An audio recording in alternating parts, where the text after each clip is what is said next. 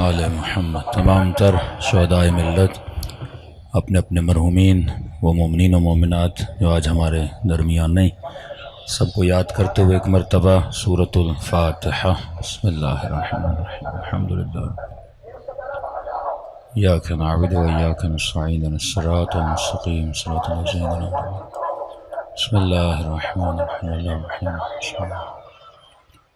ربنا تقبل منا انک انت السمیع العلیم۔ صلوات پڑھیں محمد و آل محمد۔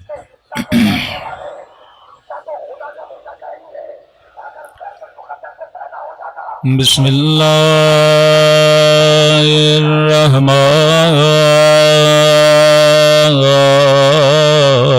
الرحیم، الحمد للہ رب العالمین،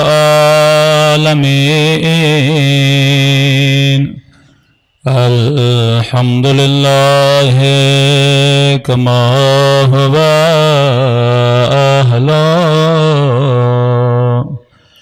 الصلاۃ والسلام علی سید المرسلین وخاتم نبیین ابی القاسم محمد، اللہم صلی وعلی آلہ الطیبین الطاہرین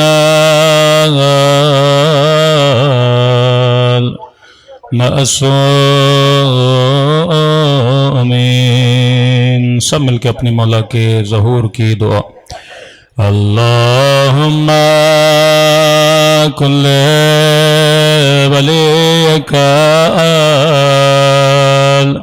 حجت ابن الحسن صلواتک علیہ وعلی آبائہ فی ہذہ الساعة وفی کل ولیان وحافظا وقائدان ودلیلان وعینا حتی تسکنہ ارضک وتمتعه فيها طويلا برحمتك يا ارحم الراحمين۔ صلوات پڑھے محمد و آل محمد۔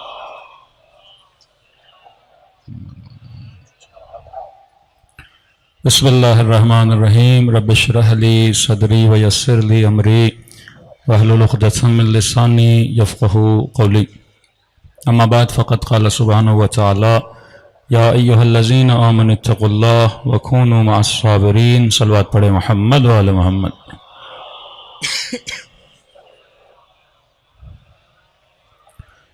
دعا ہے پروردگار عالم ہم سب کی عبادتوں کو اپنی بارگاہ عالی میں قبول فرمائے، اور جو مقصد زندگی مقصد طہارت لے کر فرش عزا پر آئے، خدا ان مقاصد میں بھی ہم سب کو کامیابیاں کامرانیاں نصیب فرما دیں۔ مسلسل عرض کر رہے ہیں کہ مجلس عزا ایک ریولیشن کا نام ہے، مجلس عزا ایک تمدن الہی کا نام ہے۔ امام حسین ایک ایسا معاشرہ جو گندگیوں میں پڑ چکا تھا، جو فسق و فجور میں پڑ چکا تھا، جس معاشرے کا مسلمان کنفیوز تھا حق و باطل کو پہچاننے میں، کہ جب امیر المؤمنین خلافت پر آتے ہیں تو اکابر امت یہ کہیں کہ ہم جب علی کی نماز کو دیکھ رہے ہیں ہمیں رسول خدا کی نماز یاد آ رہی ہے۔ جب امام حسین نکلے تو مولا نے کچھ نعرے مارے اور کچھ امام نے شعار بلند کیے، کہ میں نکلا ہوں اپنے جد کے دین کو احیا کرنے کے لیے، وہ دین جو معاشرے میں برائے نام رہ چکا ہے اور گویا بدن تو ہے پر اس میں روح نہیں ہے۔ دوسرا جملہ فرمایا میں بدعتوں کو ختم کرنے کے لیے نکلا ہوں، یعنی ایک ایسا معاشرہ جو کار عبادی انجام دے لیکن نام رسول خدا کا لگائے۔ یعنی آپ تصور کریں کہ ایک ایسا معاشرہ جس میں فتویٰ دیا جائے کہ الیاذ باللہ امام حسین واجب القتل ہے، کیونکہ حسین اپنے نانا کی حدیثوں کے خلاف آگے بڑھ رہے ہیں۔ مطلب 20 سالوں میں امام حسن کے صلح کے بعد ایسی حدیثیں بنا دی گئی تھیں اور لوگ ان حدیثوں پہ بلیو کرتے تھے، یقین کرتے تھے۔ جب عراق میں داعش نے خلافت کا اعلان کیا تو یہ حدیثوں کا سہارا لیا کہ بھائی جماعت مسلمین نے ہمارے ہاتھوں پہ بیعت کی ہے، رسول کا فرمان ہے جو جماعت سے ٹوٹ جائے وہ رافضی ہے، یا قد رفض وہ دین سے خارج ہے، اور جو دین سے خارج ہو جائے اس کا قتل ہمارے اوپر جائز ہے۔ تفصیل سے میں IRC میں اس ٹاپک پہ پڑھ رہا ہوں یا صرف اشارہ دے رہا ہوں۔ یعنی ایسی سینکڑوں احادیث جو آج بھی صحیح مسلم صحیح بخاری میں موجود ہیں کہ کہا کہ وقت کے خلیفے کی مثال ایسے ہے، وقت کا خلیفہ گویا زمین خدا پر اللہ کا سایہ ہے، کہ کبھی ایسی بستی میں داخل نہ ہونا جہاں پہ کوئی حکومت نہیں ہے، کیونکہ اللہ کے خلیفے کی مثال ایسے ہوتی ہے جیسے زمین پہ کوئی نیزہ لگا ہوا ہو۔ اگر بیعت کر لے اور بیعت سے پیچھے ہٹ جائے تو فرمایا گلے کو کاٹ دینا، یہاں تک کہ وہ کوئی بھی ہو اس کا کوئی بھی مقام ہو۔ ایسی احادیث بنائی گئیں کہ جن کی وجہ سے لوگ خاموش رہتے تھے۔ ایک اسلامی معاشرہ، لیکن اسلامی معاشرے میں امر بالمعروف اور نہی عن المنکر پہ پابندی تھی کہ آپ حاکم کا فسق و فجور دیکھو، لیکن کا نبی نے فرمایا ہے کہ آپ اس حاکم پہ تنقید نہیں کر سکتے۔ اگر وہ آپ کو آپ کے دین سے نکال بھی رہا ہے پھر بھی فرمایا کہ اگر آپ نکل بھی جاؤ تو گناہ آپ کے سر پر نہیں ہے، اللہ کو کہنا خدایا تو نے کہا تھا کہ حاکم کچھ بھی کرے اس کے خلاف کوئی اقدام انجام نہ دینا۔ تو ایک طرف یہ حدیثوں کی بھرمار، دوسری طرف قیام امام حسین، کہ امام حسین نے اپنے کردار سے یہ بتایا کہ یہ جو کچھ تمہیں بتا رہے ہیں یہ میرے نانا کی نہ سنت ہے، نہ میرے نانا کا فرمان ہے، نہ یہ دین خدا ہے۔ وہ خدا جو بندوں کو عدالت کا حکم دے، وہ خدا جو بندوں کو نیکی کا حکم دے، کیسے ممکن ہے وہ کسی ایسے حاکم کو برداشت کر دے جو اسی خدا کی شریعت کو کیا کرے، پامال کرے۔ تو پورے عالم اسلام میں ایک عقیدہ بن چکا تھا کہ حاکم کیسا بھی ہو ہم نے تلوار نہیں اٹھانی، کیونکہ آپ دیکھتے ہیں تیسری خلافت میں، چوتھی خلافت میں، جنگہائے امام حسن میں، اس کے بعد آپ کو قیام نظر نہیں آتا۔ 20 سال میں کوئی بندہ نہیں اٹھتا، کیونکہ 20 سال میں اتنی پروڈکشن کی گئی احادیث کی کہ مسلمانوں کا یہ عقیدہ بن چکا، پورے بلاد اسلامی کا عقیدہ بن چکا کہ حاکم کیسا بھی ہو، فاسق ہو، فاجر ہو، یعنی شرعن گناہ ہے اس کے خلاف بات کرنا یا قیام کرنا۔ اب جب عوام نے بات کرنا چھوڑ دی تو فساد عام ہو گیا۔ اب یہ معاشرہ یزید کو ایکسیپٹ کرنے کے لیے تیار ہے۔ صرف اہل کوفہ میں تھوڑا شعور تھا جو یہ زبان پہ تو لاتے تھے لیکن وہ بھی تیار نہیں تھے کہ یزید کے خلاف تلوار اٹھائیں۔ تو امام حسین نے خروج کر کے یہ ساری احادیثوں کو کہ جو رسول خدا کی طرف نسبت دی جاتی تھی اپنے کردار سے بتایا کہ رسول نے کہا حسین منی وانا من الحسین، حسین مجھ سے ہے میں حسین سے ہوں۔ فرمایا اگر کبھی یہ پریشانی کا عالم آ جائے کہ واقعی حق کیا ہے باطل کیا ہے تو فرمایا حسین کو دیکھنا۔ کبھی کہا کہ یہ مت دیکھنا دنیا کہاں جا رہی ہے، یہ دیکھنا کہ علی بن ابی طالب کہاں جا رہے ہیں۔ تو آج شاید کوئی جوان کہے کہ مولانا اتنی ہزاروں احادیث ہیں ہمیں کیسے پتا چلے کہ کون سی حدیث صحیح ہے کون سی غلط ہے؟ ہم کہیں سے سرٹیفکیٹ تو نہیں لا سکتے نا، حدیث کی نسبت کبھی امیر المؤمنین سے کبھی کسی اکابر اصحاب سے، تو ہمیں کیسے پتا چلے؟ تو فرمایا حدیثوں کو پرکھنے کا جو تمہیں اصول دے رہے ہیں وہ قرآن کریم دے رہے ہیں۔ دیکھنا اگر کوئی حدیث قرآن کی آیت اور قرآن کے نظریے کے ٹکراؤ میں آ رہی ہے تو فرمایا اسے اپنی جوتے کی نوک پہ رکھنا یا دیوار پہ مار دینا، کیونکہ وہ حدیث جو اللہ کے اصول کے خلاف آ جائے وہ حدیث قابل قبول نہیں ہے۔ تو یہ کردار اصحاب امام حسین تھا جن کے اندر یہ بصیرت موجود تھی کہ اتنے اختلافات میں انہوں نے چنا تو امام حسین کو چنا۔ اب مولا فرماتے ہیں یہی بصیرت ہمارے شیعوں میں بھی ہونی چاہیے۔ ہم نے کہا پہلی صفت اصحاب امام حسین کی صفت بصیرت تھی، وہ اصحاب با بصیرت تھے، وہ حق و باطل کو پہچانتے تھے کہ एक मौला का सहाबी है यजीद इब्न सुबैत, 10 बेटे थे इसके। 2 बेटों ने बाप का साथ दिया कि हम आएंगे इमाम हुसैन की मदद करेंगे। एक बेटा अब्दुल्ला, एक बेटा उबैदुल्ला। ज़ियारत नाहिया पढ़ेंगे, उसमें इमाम ज़माना इस शहीद बुजुर्गवार को सलाम करते हैं कि अस्सलामु अला यजीद इब्न सुबैत व अला वलदैह अब्दुल्ला व उबैदुल्ला। शहीद बुरैर ये करबला का शहीद है। ये वो लोग हैं जो मक्के के रास्ते में इमाम हुसैन के साथ आकर मिले हैं। शब आशूर लश्कर इमाम में बैठे हैं। जिसने अपने बेटों को छोड़ा, अब 10 बेटे, 2 बेटे साथ देते हैं, दूसरे बेटे साथ नहीं देते।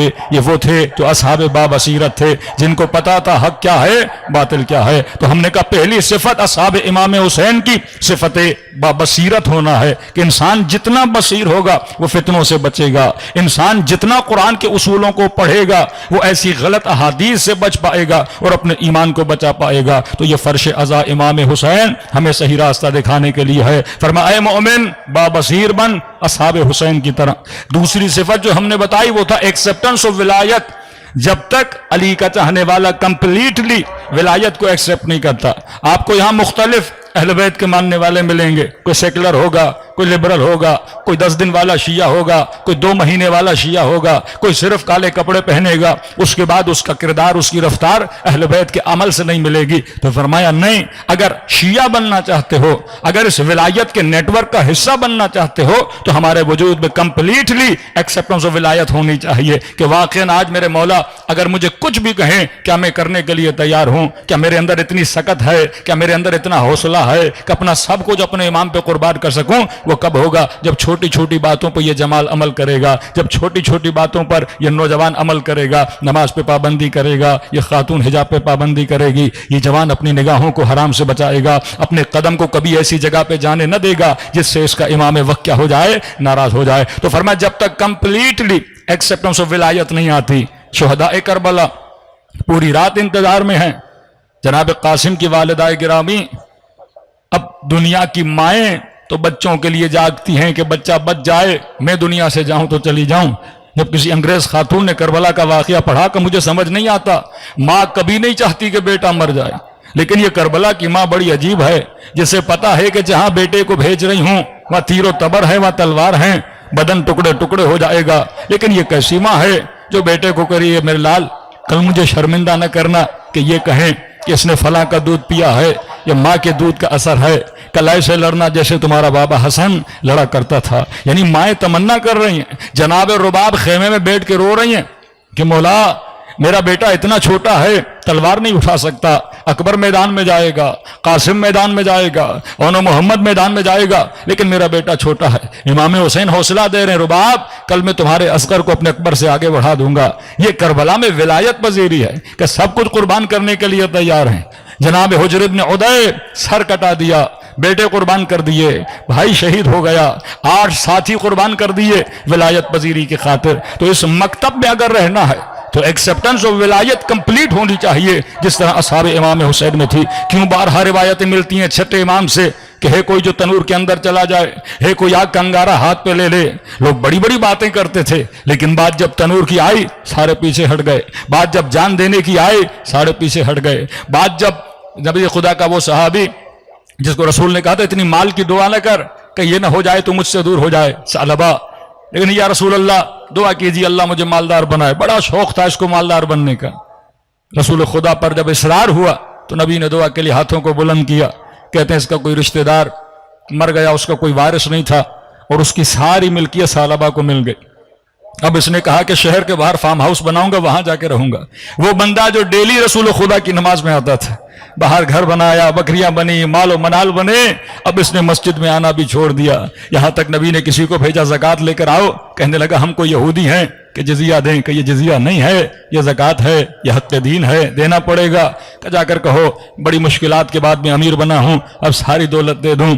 रसूल खुदा ने फिर आंखों में आंसू आए का वाय हो सालबा पर, वाय हो सालबा पर। मैंने कहा था मालदार होने की दुआ न कर, दूर हो जाएगा। हर इंसान का अपना ज़र्फ होता है, हर इंसान की अपनी कमजोरी होती है। हजरत मूसा के कज़न है जनाब कारून, देखिए जहन्नुमी बन गया कारून। पहले बड़ा नेक था, پہلے حضرت موسیٰ کے ساتھ گھومتا تھا، لیکن اس کے بعد کیا بنا؟ مال و منال کی دولت کی وجہ سے حضرت موسیٰ سے ٹوٹ گیا۔ تو انسان کو پتہ ہونا چاہیے میری کمزوری کیا ہے۔ تو جب تک کمپلیٹلی ایکسیپٹنس آف ولایت ہمارے وجود میں نہیں آتی، ہم کبھی بھی صفات اصحاب اہل بیت کو پیدا نہیں کر سکتے۔ تیسری صفت سارعوا الی الخیرات، اے مومن جتنا ہو سکے کار خیر میں جلدی کیا کرو۔ یہ مت کہو کہ مثلا نماز پڑھنی ہے، قضا نمازیں ہیں تو 2 دن کے بعد پڑھوں گا، فلاں کے لیے کوئی قرضہ ہے تو وہ 4 دن کے بعد دوں گا، ارے بوڑھا ہو جاؤں گا تو نیکیوں کو انجام دوں گا، ابھی تو میں جوان ہوں۔ فرما نہیں، سارعوا الی الخیرات، یہ آپ کی ٹائمنگ بڑی اہم ہے کہ صحیح وقت میں صحیح فیصلہ کرنا۔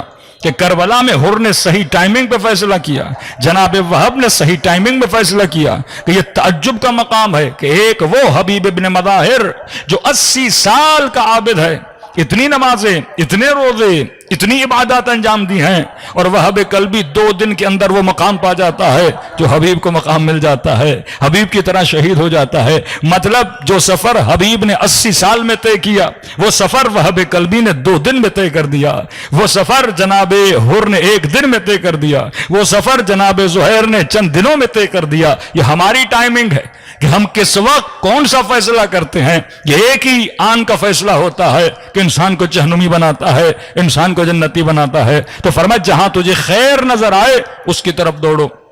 بعض اوقات کل میں نے تفصیل سے پڑھا کہ جوانوں کو نہیں پتا ہوتا خیر کیا ہے، شر کیا ہے۔ بعض اوقات وہ خیر کو شر سمجھتا ہے، شر کو خیر سمجھتا ہے۔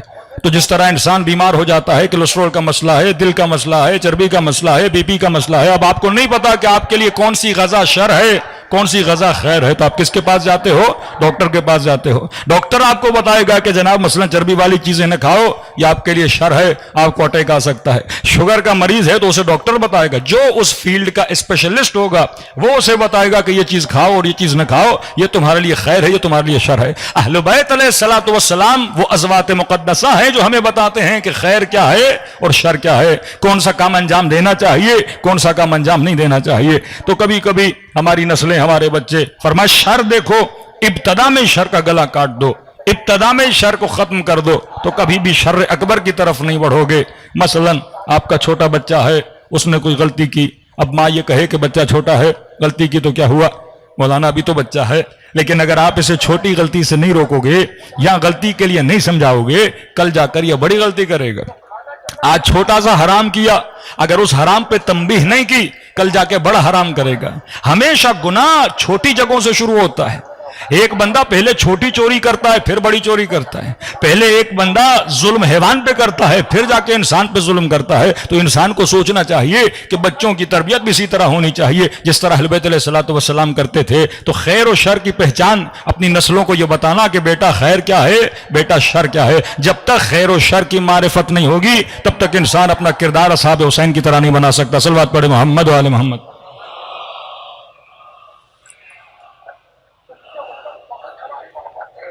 اب معصوم فرماتے ہیں 4 چیزوں کے لیے، فرماتے ہیں اللہ نے جس کو 4 چیزیں عطا کی، یہ 4 صفات اگر کسی مومن میں آ جائیں، کسی علی والے میں آ جائیں، فرمایا اسے خیر دنیا بھی ملا، اسے خیر آخرت بھی ملا۔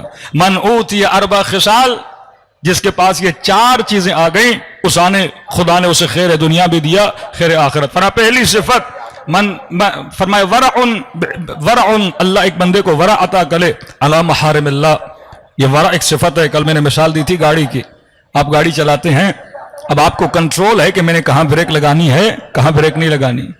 ایک بندے کو اتنا کانفیڈنس ہے کہ مولانا سامنے ٹرک بھی آ گیا، کچھ بھی ہو جائے، لیکن مجھے کنٹرول ہے کہ میں 100 کی اسپیڈ کو 70 پہ لا سکتا ہوں، 60 پہ لا سکتا ہوں۔ جس مومن کے اندر صفت ورع ہے، معصوم فرماتے ہیں اسے خیر دنیا بھی مل جائے گا، خیر آخرت بھی مل جائے گا۔ کبھی کبھی مشکل ہوتا ہے حرام پر آنکھیں بند کرنا، کبھی کبھی مشکل ہوتا ہے جو ہمیں لالچ دی جاتی ہے اس لالچ کے سامنے رک جانا۔ یہ ورع تھا جناب حر کے اندر، جب امام حسین نے کچھ کہا اس صفت ورع کی وجہ سے حر نے کوئی جملہ امام حسین کو نہیں کہا۔ یہ صفت ورع تھی جس نے جناب یوسف کو بچایا۔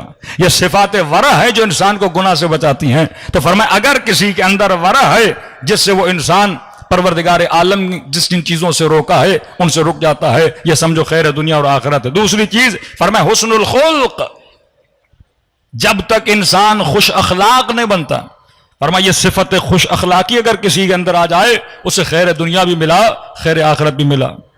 کیوں فرمایا کہ مومن کا چہرہ ابوس نہیں ہوتا، ابو سنقم طریرہ قرآن کہتا ہے، جہنمیوں کی نشانیاں ہیں ابو سنقم طریرہ، ان کے چہرے مرجھائے ہوئے، مایوسی میں ڈوبے ہوئے، لیکن فرمایا جو ہمارا چاہنے والا، جو بندے مومن، جو بندے مسلم ہے، جو رسول خدا کا چاہنے والا، اہل بیت کا چاہنے والا، فرمایا اس کی صفت ہے حسن الخلق۔ اگر یہ دنیا سے بھی جائے تو مومنین تمنا کرتے ہیں کتنا اچھا بندہ تھا، اسے یاد کرتے ہیں۔ مومن کا مطلب لوگ 1 گھنٹہ آپ کی صحبت میں بیٹھنا چاہیں، مومن کا مطلب لوگ آپ کے ساتھ وقت گزارنا چاہیں۔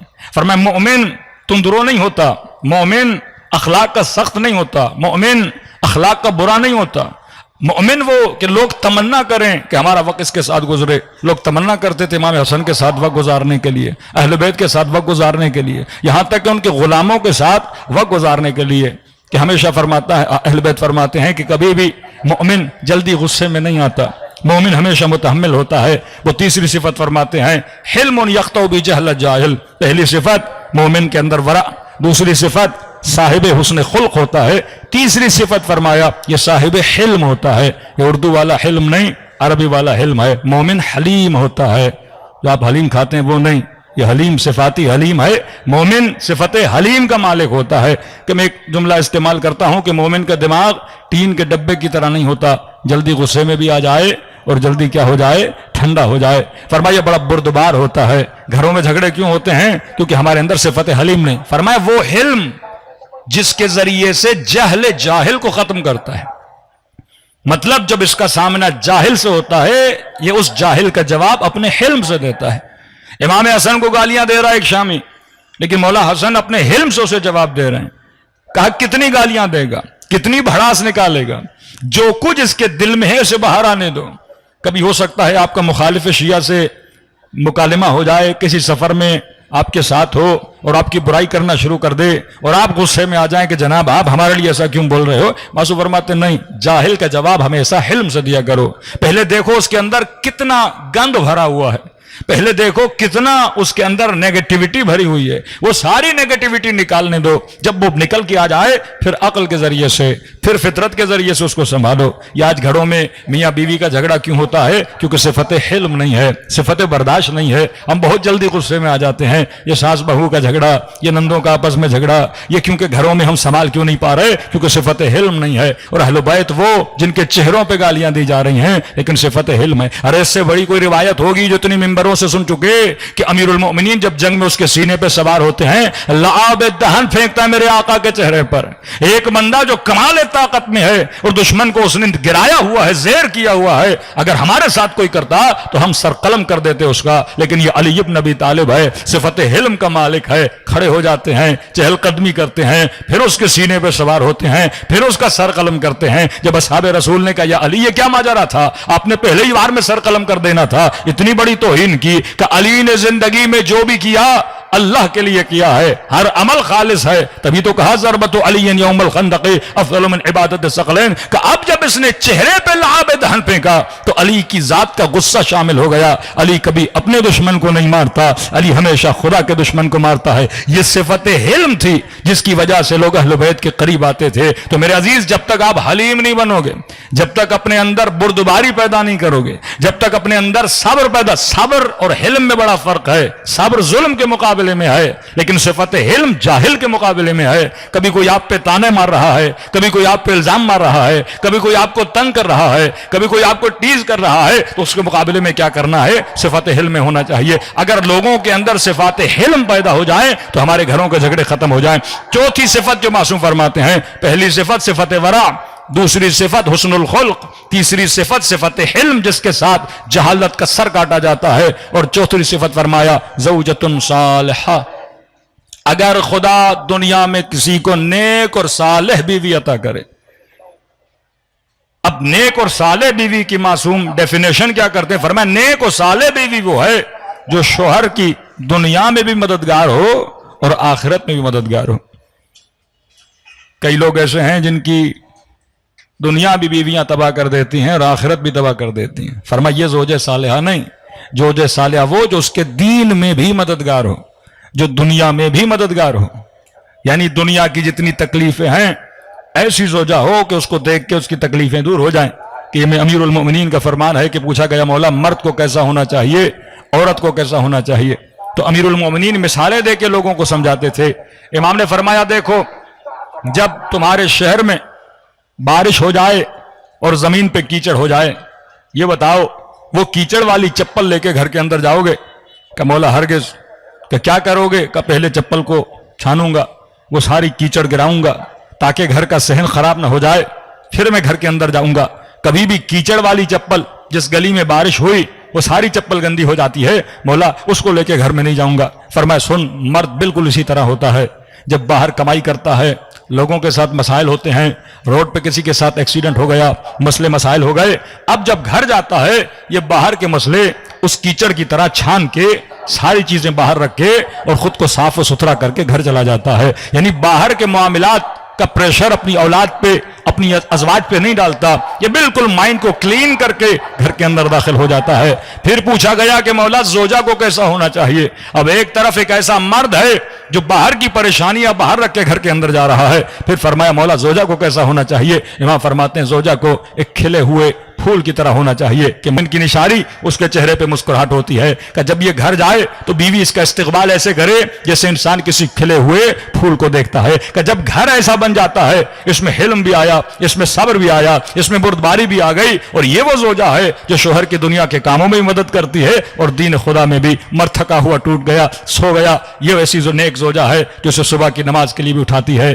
نماز شب کی ترغیب بھی دیتی ہے. اولادیں سو جاتی ہیں، ایسی زوجہ جو اولاد کو نماز کے لیے اٹھائے، جو انہیں واجبات کا درس دے، جو انہیں یہ بتائے بیٹا اچھا کیا ہے برا کیا ہے. آج آپ اگر فرش عزا پر بیٹھے ہیں، یہ آپ پر کس کا احسان ہے؟ آپ کی ماں کا احسان ہے جنہوں نے بچپن میں بچوں کو گودوں میں اٹھا کے فرش عزا پہ لایا. محبت بچپن سے گھٹی میں ملائی جاتی ہے، اور جب یہ محبت مل جاتی ہے بچپنا انسان کبھی نہیں بھولتا، بچپنوں کی یادیں کبھی نہیں بھولتا. اب اگر ایسی نیک ماں ہو، یہ اولاد کی بھی زندگی بناتی ہے، یہ شوہر کی زندگی بناتی ہے. کبھی مرد خطا کرتا ہے، بیوی اسے یاد دہانی کرائے کہ آپ یہ غلط کر رہے ہیں. کبھی زوجہ غلطی کرتی ہے، شوہر اس کو یاد دلائے کہ آپ غلطی کر رہے ہیں. اسی لیے فرمایا زوجہ صالح، صالح دوست، صالح معاشرے میں اگر انسان رہے گا تو وہ باقی رہے گا. اصحاب امام حسین کیوں بچے؟ کیونکہ ایک سفر جناب وہب نے امام حسین کے ساتھ کیا، صالحین کے ساتھ سفر کیا، وہب بنا.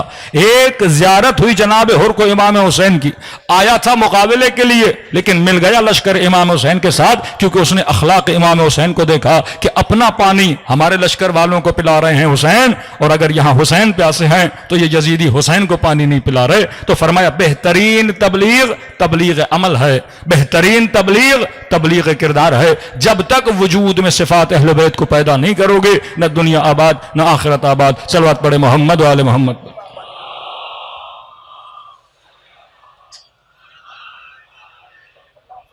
اپنے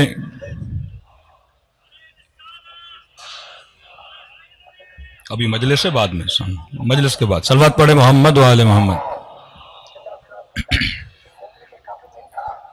چوتھی صفت کہ وقت کی کمی ہے، کسی کو بھی سوال ہے وہ مجلس کے بعد کر سکتا ہے. بار دیگر صلوات پڑھے محمد و آل محمد پر.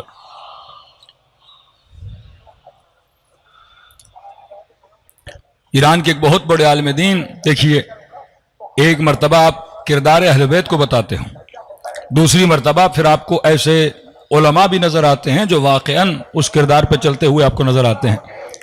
ان عالم کے لیے مشہور تھا، یہ جہاں بھی جاتے تھے ان کے قدم، ان کے قدوم بابرکت ہوتے تھے. ایک مرتبہ انہوں نے سفر کیا عراق سے ایران کی طرف. اب جب ایران کے تاجروں کو پتا چلا کہ اتنا بڑا عالم ایران آیا ہے اور کل انہوں نے بازار کو وزٹ بھی کرنا ہے، تو سارے کے سارے ان کے پیچھے لگ گئے. قبلہ 10 منٹ ہماری دکان پہ آئیے، وہ کہیں 10 منٹ ہماری دکان پر آئیے. تو انہوں نے اس موقع کو غنیمت سمجھا، تو انہوں نے کہا کہ جو بھی چاہتا ہے میں اس کی دکان پر آؤں، جو جتنا غریبوں کے لیے فنڈ دے گا میں پہلے اس کی دکان پہ جاؤں گا. سیاسی پارٹیاں ٹکٹ دیتی ہیں تو کیا لیتی ہیں؟ فنڈ لیتی ہیں. انہوں نے کہا اگر آپ چاہتے ہو ہم آپ کی دکان پہ آئیں تو لہٰذا آپ غریبوں کے لیے فنڈ دیں. تو اب ظاہر ہے سب چاہتے تھے کہ ہماری دکان پر آئیں. کسی نے کہا میں 1 لاکھ دوں گا، کسی نے کہا 50,000 دوں گا، کسی نے کہا 20,000 دوں گا، کسی نے کہا 10,000 دوں گا. تو بہت زیادہ فنڈ جمع ہو گیا.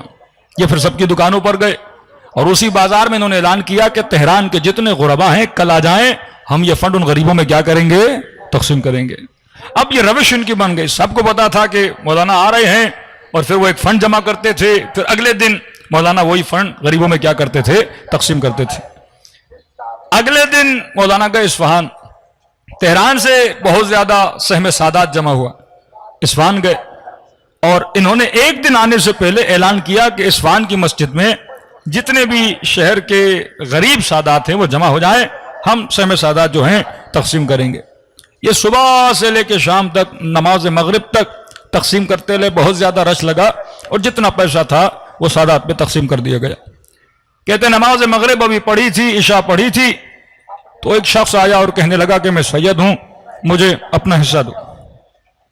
تو اس عالم دین نے کہا آپ دیر سے آئے ہیں، اتنا رش تھا، ہم نے سارا دے دیا، اب تو ٹائم بھی ختم ہو چکا ہے۔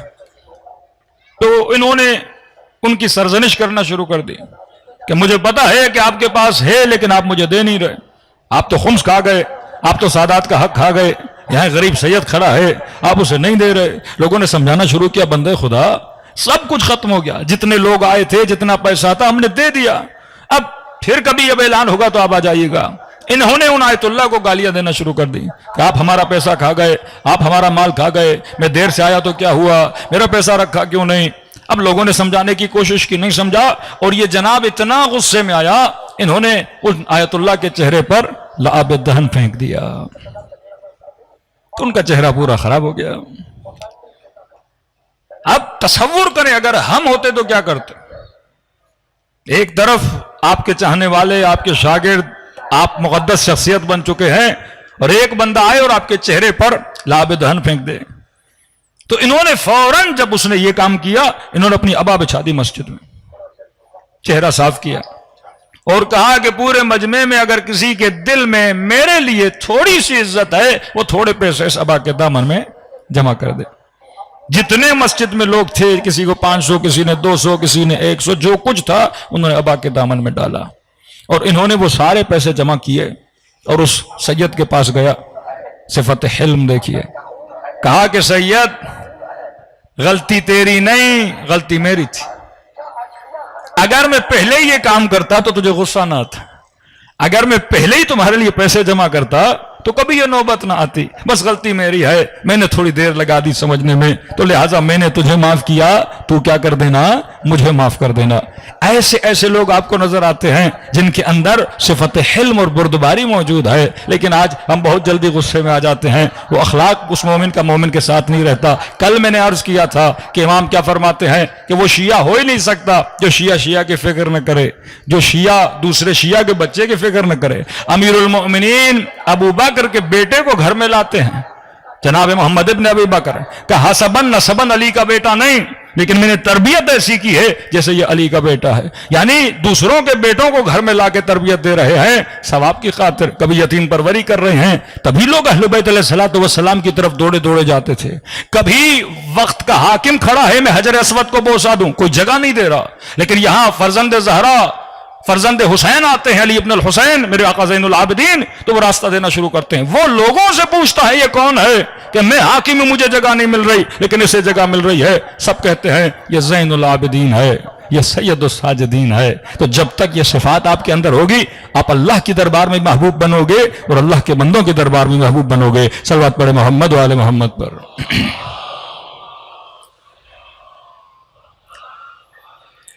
آج ایک چوتھی صفت اصحاب امام حسین کی۔ سائنس نے بہت زیادہ ترقی کر لی، لیکن سائنس اس بیماری کا حل نہیں نکال سکی جس کا دین نے نکالا ہے۔ اصحاب امام حسین کے اندر ایک صفت تھی، وہ ہے صفت فرح۔ بڑی سے بڑی مصیبت میں بھی وہ خوش رہتے تھے، کہ جناب بریر قاری قرآن ہے۔ اصحاب امام حسین کہتے ہیں شب عاشور، لوگوں نے اس کو اتنا ہنستا ہوا کبھی نہیں دیکھا، لیکن شب عاشور یا صاحب آپس میں بیٹھے ہیں اور ہنسی مذاق کر رہے ہیں، موڈ ان کا بہت اچھا ہے۔ کہا نا ہم نے اپنے نبی کے دل پہ کیا نازل کیا، سکون نازل کیا۔ آج دنیا کے پاس پیسہ ہے، دولت ہے، لیکن یہ فرح نہیں ہے۔ شہرت ہے، پیسہ ہے، مال ہے، دولت ہے، اولاد ہے، پر شخص فرح میں نہیں ہے، خوش نہیں ہے۔ خدا جنتیوں کی صفت کیا بتاتا ہے، یہ جنت میں مسرور ہوں گے، سرور میں ہوں گے، خوشی کے عالم میں ہوں گے۔ قرآن نے دو لفظ استعمال کیے، لفظ فرح اور لفظ مرح، فے سے اور میم سے۔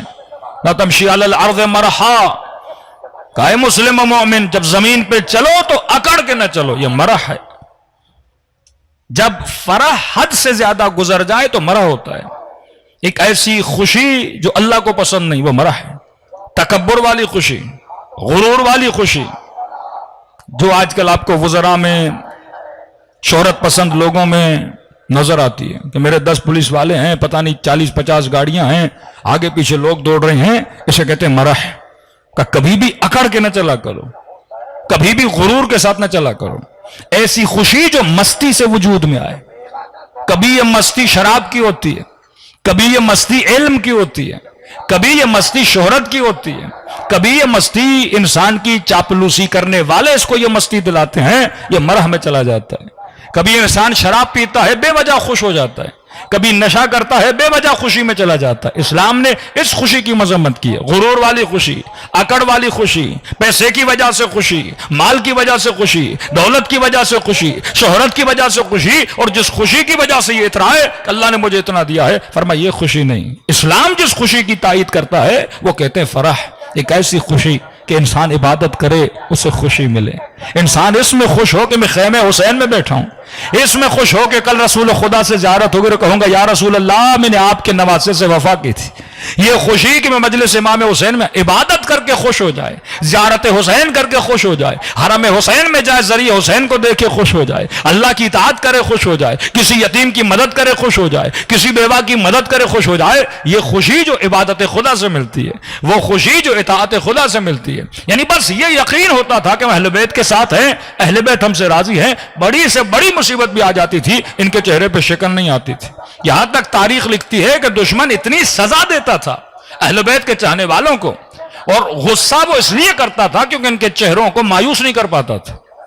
مولا کا صحابی 120 تازیانے لگائے حاکم نے، لیکن دیکھا اس کا چہرہ مرجھایا نہیں، ابھی بھی اس کے چہرے پہ خوشی ہے۔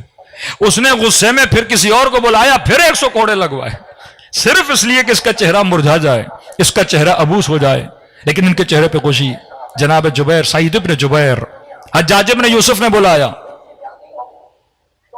یہ وہ مولا کا صحابی ہے جو 2 دن میں یعنی 2 رکعت میں پورے قرآن کی تلاوت کیا کرتا تھا، قاری قرآن، عاشق قرآن۔ حجاج ابن یوسف نے بلایا، سعید ابن جبیر۔ حجاج کے دربار میں اس ظالم حاکم کے سامنے سعید کو کھڑا کیا گیا، کہا بتا تیرا نام کیا ہے؟ کہا کہ میرا نام سعید ہے۔ کہا نہیں، بولو تیرا نام شقی ہے۔ کہ میں کیسے بولوں، میرا نام رکھا گیا ہے سعید۔ پھر کہا نہیں، تیرا نام سعید نہیں ہے، تو شقی ہے کیونکہ علی کا عاشق ہے۔ کہ میرے سوال کا جواب دے۔ کہ کون سا سوال؟ کہ یہ بتا علی کو افضل مانتا ہے یا خلفاء کو افضل مانتا ہے؟ جناب سعید نے کہا جو اللہ کی دربار میں افضل ہے وہی میری دربار میں افضل ہے، جو اللہ کی دربار میں کمتر ہے وہ میری دربار میں کمتر ہے۔ کہ سیدھا جواب دے، بات کو گھما نہیں، علی کو افضل مانتا ہے یا خلفاء کو افضل مانتا ہے؟ کہ بتا تو رہا ہوں جو اللہ کی دربار میں عزیز ہے وہ میری دربار میں عزیز ہے، جو اللہ کی دربار میں ذلیل ہے وہ میری دربار میں ذلیل ہے۔ کہ میں تجھے قتل کروں گا۔ کہ جس طرح مجھے قتل کرو گے اللہ کرے تو بھی اسی طرح مرے۔ کہ تو کیا سمجھتا ہے کہ تیری بددعا مجھے لگ جائے گی؟ کہ میرا کام ہے دعا کرنا، لگے یا نہ لگے۔ کہ بس اتنی دعا میں ضرور کروں گا، جناب سعید نے کہا کہ اے کاش تیرے ہاتھوں سے یہ آخری قتل ہو جو تو علی کے چاہنے والے کا کر رہا ہے۔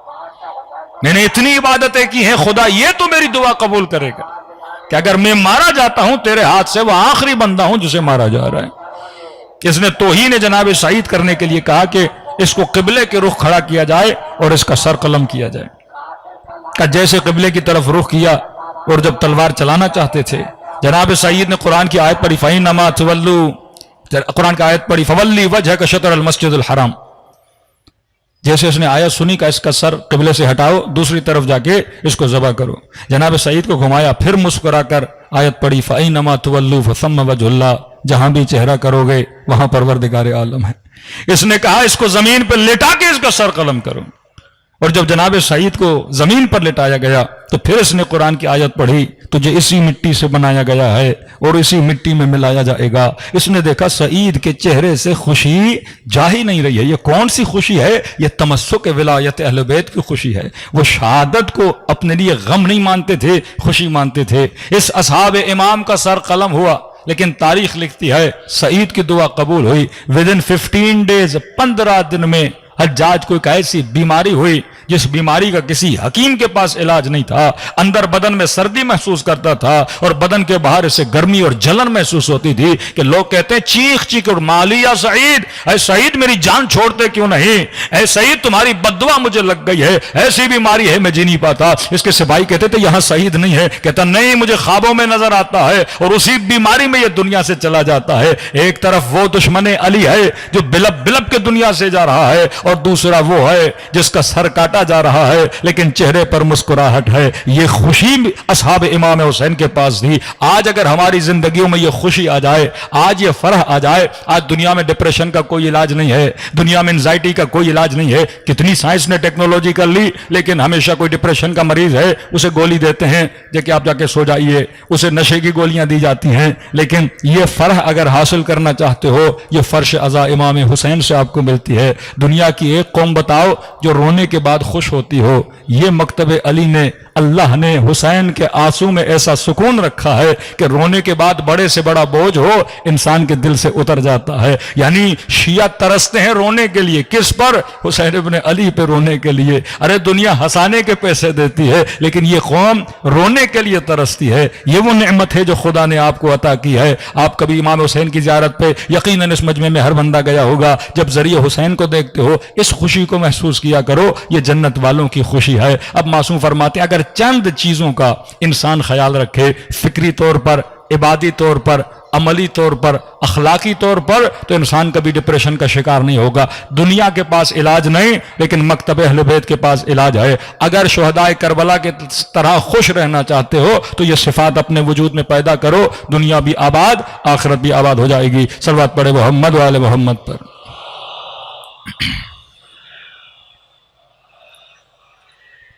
صرف آج عوامل روانی، فکری عوامل آپ کو بتاؤں جو معصومین نے بتائے ہیں۔ اگر چاہتے ہو کہ دنیا میں بھی خوش رہو اور آخرت میں بھی، یعنی وہ خوشی جو جائز خوشی ہے، ڈپریشن اور انزائٹی سے انسان نکلنا چاہتا ہے، معصومین فرماتے ہیں کچھ عوامل ریزنز ہوتے ہیں، فکری عوامل، ہمارا طرز فکر کہ ہم سوچتے کیسے ہیں۔ اگر آپ اہل بیت کے اصحاب کی طرح نہیں سوچو گے تو خوشی نہیں ملے گی۔ میں زبان سے علی ولی اللہ کہوں پر میرا سوچنا اس کی طرح نہ ہو۔ پہلی صفت فرماتے ہیں حسن ظن۔ جب تک آپ کے اندر حسن ظن نہیں ہوگا، جسے ہم کہتے ہیں پوزیٹو تھنکنگ، آج اکثر لوگ جب نیگیٹو تھنکنگ میں آپ چلے جاتے ہیں تو غم آپ کا شکار کر لیتا ہے۔ اکثر وہ خواتین شکایت کرتی ہیں شک کی بیماری میں مبتلا ہے۔ یہ شک نیگیٹو ہے کہ مولانا بچہ گھر سے نکلا، میں صبح سے شام تک پریشان ہوں کہ پتہ نہیں صحیح سالم آئے گا کہ نہیں آئے گا۔ 1 گھنٹہ ٹیلی فون نہیں آتا تو انسان پریشان ہو جاتا ہے، کہیں ڈکیتی تو نہیں ہو گئی، کہیں کچھ ہو تو نہیں گیا۔ اسے کہتے ہیں نیگیٹو تھنکنگ۔ اس سے آپ کی باڈی پہ اثر پڑتا ہے۔ فرمایا حسن ظن رکھو۔ سب سے پہلے مومن کے لیے حسن ظن رکھے۔ رسول خدا ایک جنگ میں، شاید جنگ احد ہے، کہتے ہیں جب زمین کھود رہے تھے تو کھودنے والے نے جب پتھر پہ وہ چیز لگائی تو وہاں سے ایک جرقہ نکلا، چنگاری نکلی۔ تو نبی نے چنگاری کو دیکھ کر بھی ایک پوزیٹو جملہ بولا کہ مجھے اس چنگاری کو دیکھ کے لگ رہا ہے کہ بڑی بڑی سلطنتیں گر جائیں گی اور اسلام کی حکومتیں کیا ہو جائیں گی؟ آگے بڑھ جائیں گی۔ نبی گرامی ایک جنازے پہ جا رہے ہیں، ایک مومن ایک مسلم کا جنازہ پڑھانے جا رہے ہیں۔ جتنے لوگ بیٹھے تھے اس مرنے والے کی برائی کرنے لگے، یہ بڑا جھوٹا تھا، یہ بڑا مکار تھا، اس کے اندر یہ صفت تھی، اس کے اندر یہ صفت تھی۔ رسول خدا نے فرمایا کیا کوئی بھی اس کے اندر اچھی عادت یا اچھی صفت نہیں تھی؟ کسی نے کہا یا رسول اللہ اس نے پوری زندگی میں 1 رات چوکی داری کی تھی مسلمانوں کے لشکر کی، اور ہمیں لگتا ہے یہ عمل اس نے بڑا اچھے سے انجام دیا تھا۔ نبی نے فرمایا سارے اعمال کو چھوڑو، شاید خدا اسی کا ایک عمل دیکھ کے اسے کیا بنا دے؟ جنتی بنا دے۔ کب بندوں سے پہلے اللہ کے لیے بھی حسن ظن کیا کرو۔ کسی نے امیر المومنین کو کہا کہ مولا کتنا حسن ظن کروں؟ کہ اگر کسی مومن کو کسی غلط جگہ سے یا کسی غلط بندے کے ساتھ گھومتا ہوا دیکھو تو فوراً کہو مثلا فلاں شرابی کے ساتھ گھوم رہا ہے، پہلا خیال ہمارے ذہن میں برا آتا ہے کہ یقیناً یہ بھی شراب پی کے نکلا ہے۔ کسی زانی کے ساتھ گھومے تو پہلا خیال آتا ہے یہ خدا نہ خواستہ فلاں گناہ۔ معصوم فرماتے نہیں، اچھا سوچا کرو، برا سوچو گے تمہارا ذہن گندا ہوگا اور تمہارا سکون کیا ہو جائے گا؟ تباہ برباد ہو جائے گا۔ فرمایا پہلا خیال حسن ظن کا خیال کیا کرو۔ اس نے کہا کہ مولا اگر میں نے پہلا یہ سوچا کہ مثلا شاید اس کو پیسے دیے ہوں، پیسے لینے گیا ہو، شاید اس کی ماں بیمار ہو عیادت کے لیے گیا ہو، شاید اس شرابی کو ہدایت کرنے کے لیے گیا ہو، فرمایا چاہے اس نے برا کیا ہو لیکن تو نے کیا سوچنا ہے؟ اچھا سوچنا ہے۔ اب اس نے کہا کہ امیر المومنین اگر میں اچھا بھی سوچوں پھر بھی برا خیال ہے، مولا نے فرمایا 70 مرتبہ اچھے خیال کرو، 70 ٹائم اچھا سوچو اس کے لیے۔ یہ مینٹلی ٹریننگ دے رہے ہیں امیر المومنین، کیونکہ اگر آپ کے مائنڈ کو عادت ہو گئی نا اچھا سوچنے کی تو یہ ہمیشہ کیا سوچے گا؟ اچھا سوچے گا۔ جس طرح آپ کے باڈی کے مسلز بلڈ ہوتے ہیں اسی طرح برین کے اندر بھی مسلز ہیں وہ بلڈ ہوتے ہیں۔ ایک بندہ جو ہمیشہ برا سوچتا ہے وہ ہمیشہ برا سوچتا رہے گا۔ کسی نے نیکی بھی کی کہے گا اس کا یقیناً کوئی مطلب تھا تبھی میرے ساتھ نیکی کر رہا ہے۔ کسی نے کوئی گفٹ دیا تو یقیناً اس کا مطلب ہے تبھی مجھے کیا دے رہا ہے؟ گفٹ دے رہا ہے۔ فرمانی 70 ٹائم اچھا سوچو۔ اس مومن نے کہا کہ مولا اگر 70 مرتبہ بھی اچھا سوچنے کے بعد بھی برا خیال آئے تو پھر کیا کروں؟ امام فرماتے اب اپنے نفس کو ملامت دو کہ اے نفس میں تجھے 70 نیکیاں بتا رہا ہوں تو ایک ہی برائی پہ اٹکا ہوا ہے۔ پھر بھی اپنی طرف کیا کرو؟ رجوع کرو۔ جب تک پوزیٹو تھنکنگ ہمارے معاشرے میں پیدا نہیں ہوتی تب تک ہمارے اندر ڈپریشن۔ اکثر لوگ بیمار کیوں ہوتے ہیں؟ کیونکہ یہ نیگیٹو ہیں، یہ صرف برا سوچتے ہیں۔ بزنس کر رہا ہے سوچتا ہے کہ کہیں زیادہ میرا نقصان نہ ہو جائے۔ اب یہاں پہ اچھے اور برے سوچنے کی فرمایا اللہ نے عقل دی ہے، اپنے وجود کے اندر کیلکولیشن کیا کرو اور اس کیلکولیشن کے حساب سے اگر انسان سوچے گا تو انسان پر اللہ پہ توکل کرے گا۔ سب سے پہلے صحیح کیلکولیشن کر لی، اس کے بعد اللہ پہ توکل۔ اب اللہ پہ توکل کر کے سعی و کوشش کرو اور محنت کرو، خدا کیا عطا کرے گا؟ تجھے کامیابی عطا کرے گا۔ بعض لوگوں میں استخارہ کی بڑی بیماری ہے، کوئی بھی کام کرنا ہے 10 بھائی اسلام کا اصول ہے پہلے عقل کے ساتھ کیلکولیشن کرو، نتیجہ نہیں مل رہا 4 عقل مندوں سے مشورہ لو، نتیجہ نہیں مل رہا مطلب سب کچھ انسان نے کر لی اب سمجھ میں نہیں آ رہا، اب کہتے ہیں کس کی طرف جاؤ؟ استخارے کی طرف جاؤ۔ لیکن ہمارے بعض لوگ صبح گھر سے نکلتے ہیں استخارہ کے فلاں جگہ پہ جائیں کہ نہیں جائیں، یہ بیماری ہے، وسوسہ ہے، یہ نیگیٹو تھنکنگ ہے کہ آپ ہر چیز میں مردد و تردد کر رہے ہو۔ اس کے لیے اسلام نے منع کیا ہے۔ اللہ نے پھر عقل کس کے لیے دی ہے؟ عقل اسی لیے دی ہے کہ انسان کیلکولیشن کرے اور رزلٹ اپنے ذہن کے اندر لائے اور پھر اللہ پہ توکل کر کے راستے پہ چلے۔ اس پہ مخصوصاً شادی کے معاملات میں اکثر فون آتے مولانا استخارہ نکالیے۔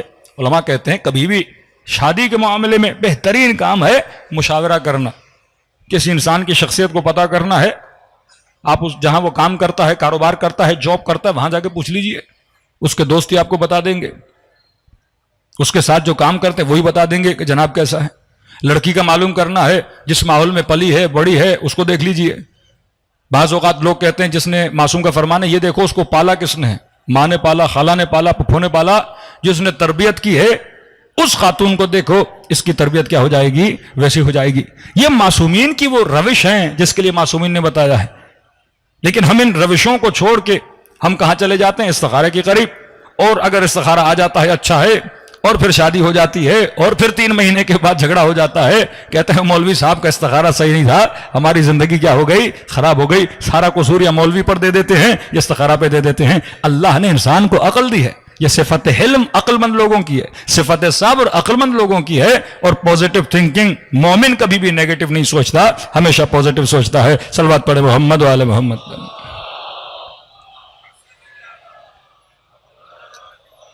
اب میری اس بات سے شاید کسی کے ذہن میں یہ شائبہ پیدا ہو کہ میں نے ہر جگہ پوزیٹو ہونا ہے، ایسا بھی نہیں ہے۔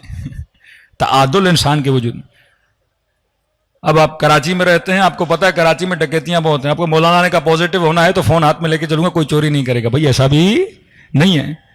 اب یہاں پہ عقل آپ کو بتاتی ہے کہاں پہ خطرہ ہے، تو وہاں پہ پھر شرط احتیاط ہے، انسان کو کیا کرنا ہے؟ شرط عقل احتیاط ہے، انسان کو احتیاط سے کام انجام دینا ہے۔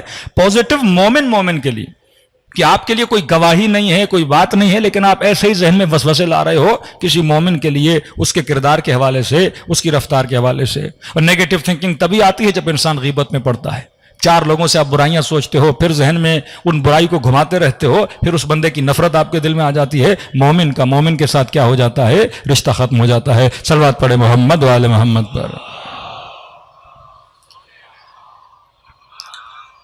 آل محمد واقعاً جس صفت کے مالک تھے، ان کی دنیا بھی آباد تھی، ان کی آخرت بھی آباد تھی. آغائے سید بحر العلوم، یہ وہ عالم دین ہیں جن کو کئی مرتبہ امام زمانہ کی زیارت نصیب ہوئی.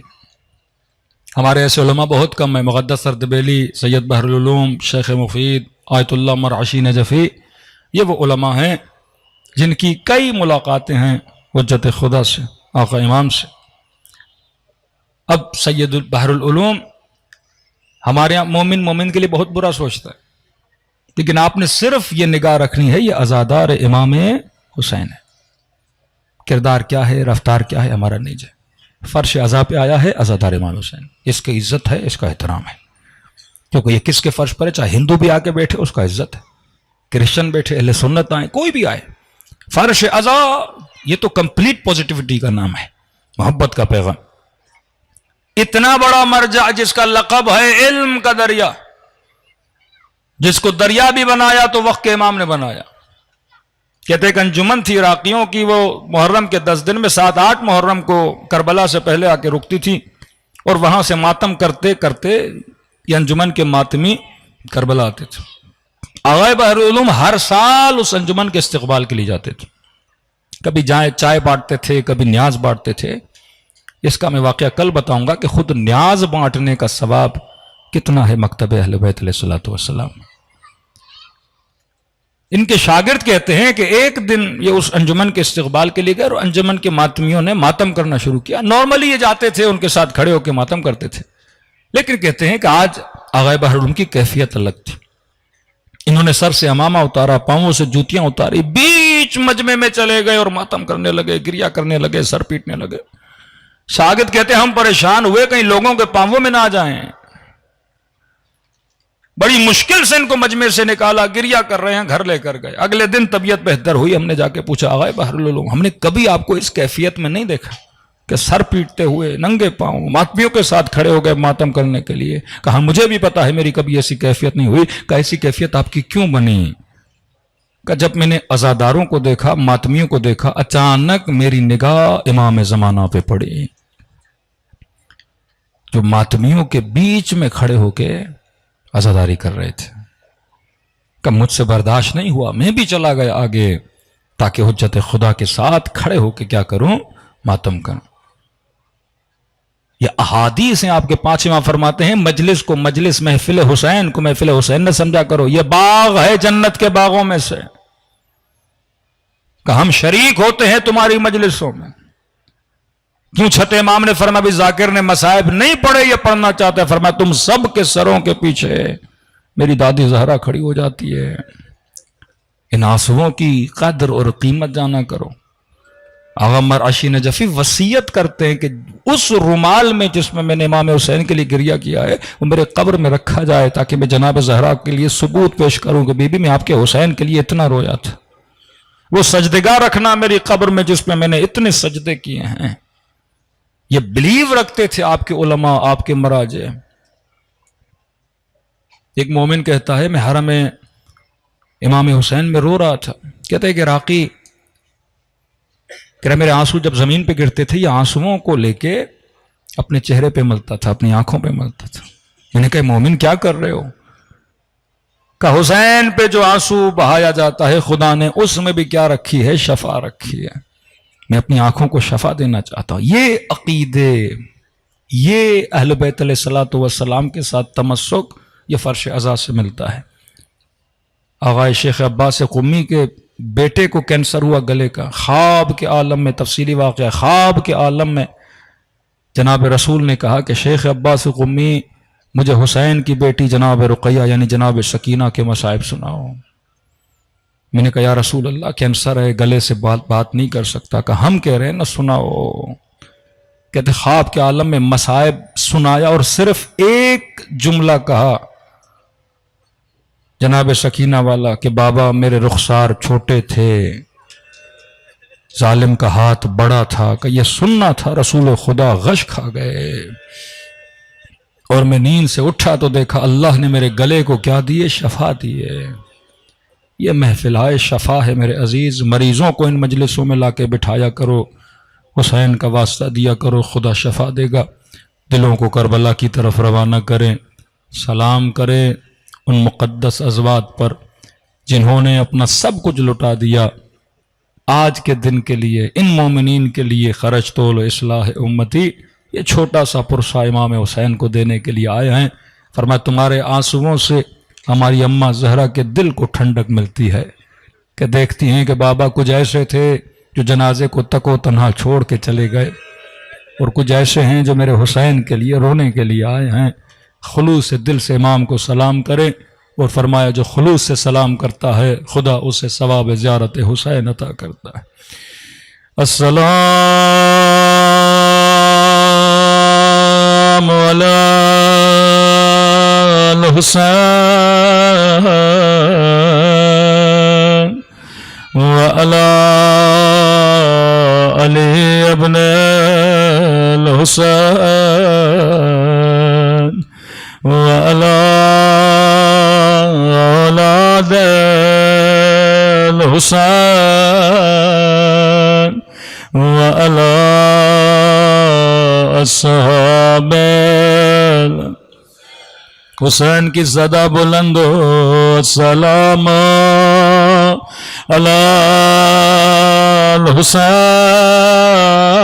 الحسین وعلی علی ابن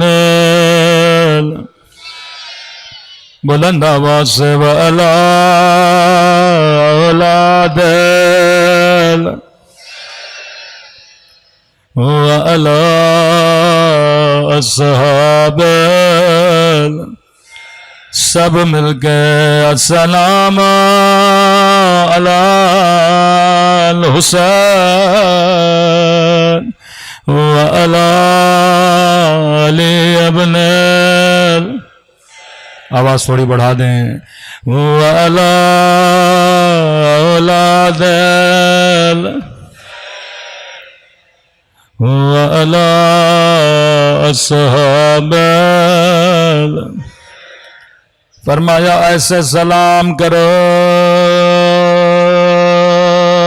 جیسے زینب نے سلام کیا تھا۔ ابھی آپ امام حسین کو سلام کر رہے ہیں، لیکن آپ میں سے کوئی پیاسا نہیں ہے، آپ میں سے کوئی 3 دن کا بھوکا نہیں ہے، مجمع میں کوئی ایسا نہیں جس کے ہاتھوں میں رسیاں ہوں، کوئی ایسا نہیں جسے تازیان مارے گئے ہو۔ اللہ سارے بھائیوں کے بہنوں کی چادروں کی حفاظت کرے۔ بڑا ناز تھا عباس کو زینب کی چادر پہ، جب بھی یہ قافلہ بازار میں آتا تھا زینب بڑی حسرت سے عباس کی کٹی گردن کو دیکھتی تھی، رو کے کہتی تھی عباس تجھے زینب پہ بڑا ناز تھا، عباس آنکھیں کھولو زینب کی چادر لٹ گئی۔ خدا آپ کو کربلا میں غازی کی زیارت نصیب کرائے۔ روایات کے جملے ہیں کربلا کے واحد شہید ہیں جس کا قد تمام شہداء سے بڑا تھا. جب گھوڑے پہ بیٹھتے تھے تو پاؤں زمین پہ لگتے تھے. ایک مومن آغا کشمیری کے پاس گیا کہ قبلہ غازی عباس کی قبر ٹوٹ گئی ہے، ہم چاہتے ہیں قبر کی مرمت کرائی جائے، ہمارے ساتھ چلیے. آغا کشمیری ان کے ساتھ چلے. جب سرداب میں گئے پاؤں سے جورابیں اتاری، سر سے عمامہ اتارا. کہا کسی مزدور کو لانے کی ضرورت نہیں، میں اپنے ہاتھوں سے قبر بناؤں گا. جب قبر بنانے لگے کسی طالب علم نے چھوٹا سا سوال کیا. آغا کشمیری زارو قطار رونے لگے. کہا قبلہ میں نے روایات میں پڑھا ہے کہ عباس کا قد بڑا تھا، یہ بتائیے جس کا قد بڑا ہو اس کی قبر بچے جتنی کیوں ہے؟ قبر کو تو بڑا ہونا چاہیے. آغا کشمیری سر پیٹ پیٹ کے رونے لگے کہ میرے چوتھے امام فرماتے ہیں جب جنازہ اٹھانے گئے اربان بدن کے ٹکڑے ٹکڑے ہو چکے تھے، ابا کے دامن میں جمع کیا، گٹھڑی بنا کے دفن کیا.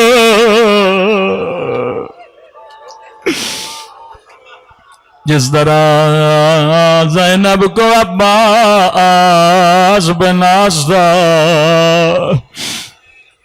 اسی طرح چھوٹے چھوٹے بچوں کو اپنے چچا سے بڑی امید تھی. مولا حسین کی خدمت میں آئے، عرض کی مولا اب مجھ سے سکینہ کا رونا دیکھا نہیں جاتا. مولا یہ چھوٹے چھوٹے بچے آتے ہیں میری انگلیوں کو تھامتے ہیں، کہتے چچا بڑی پیاس لگی ہے، تھوڑا پانی لائیے. قد ذاق صدری، مولا میرے سینے میں بڑی گھٹن ہے، مجھے اجازت دیجیے. امام نے فرمایا عباس تو میرے لشکر کا سپہ سالار ہے. ادب کے ساتھ عرض کیا مولا اب کوئی لشکر نہ رہا، مجھے اجازت دے میں سکینہ کے لیے پانی لاؤں. امام نے فرمایا عباس زینب کو تجھ پہ بڑا ناز ہے، اگر زینب اجازت دے میں حسین بھی نہیں روکوں گا. روایت کے جملے ہیں خیمے کے در پہ کھڑے ہوئے آقا زادی اگر اجازت ہے میں اندر رہوں. بی بی زینب نے اجازت دی. روایت کے جملے ہیں زانو میں ادب لگا کے بیٹھ گئے. سیدہ نے ایک مرتبہ عباس کے چہرے کو دیکھا، عرض کی عباس سمجھ گئے کیوں آئے ہو، میں زینب تجھے روکوں گی نہیں لیکن میری کچھ باتیں سنتا جا. جی میری آقا زادی. عباس شہر کوفہ تھا، حکومت بابا علی کی تھی، میرا قافلہ شہر کے باہر رکا تھا. حسن نے کہا بابا آئے نا، بابا نے کہا حسن رات ہونے دو، بازار بند ہونے دو، لوگوں کو گھروں میں جانے دو، پھر میری بیٹی کو لانا. علی یہ مجمع تیری غیرت پہ قربان.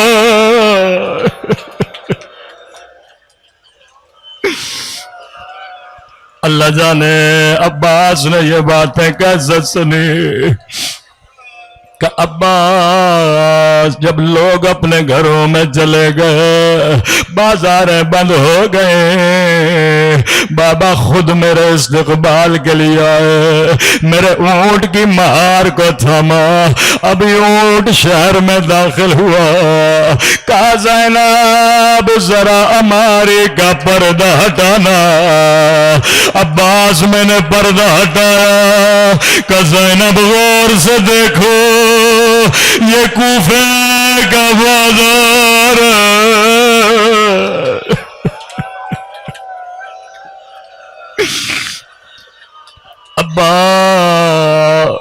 عباس میری سمجھ میں کچھ بھی نہیں آیا، بابا بازار مجھے کیوں دکھا رہے ہیں، لیکن میں خاموش رہی۔ سواری چند قدم آگے بڑھے، پھر بابا نے کہا زینب ذرا اماری کا پردہ ہٹانا۔ میں نے پردہ ہٹایا، روکے گا زینب یہ کوفے کا چوک ہے۔ عباس میری سمجھ میں کچھ بھی نہیں آیا، میں نے کہا بابا بازار دکھانے ہیں، حسین کو دکھائیے، چوک دکھانے ہیں، حسن کو دکھائیے۔ عباس بابا نے میری سواری بٹھائی، ایک مرتبہ میرے ہاتھوں کو چومنے لگے، میرے سر کا بوسہ لینے لگے۔ روکے گا زینب یہی بازار ہوگا، تیرے ہاتھوں میں رسیاں، تیرے سر پہ چادر۔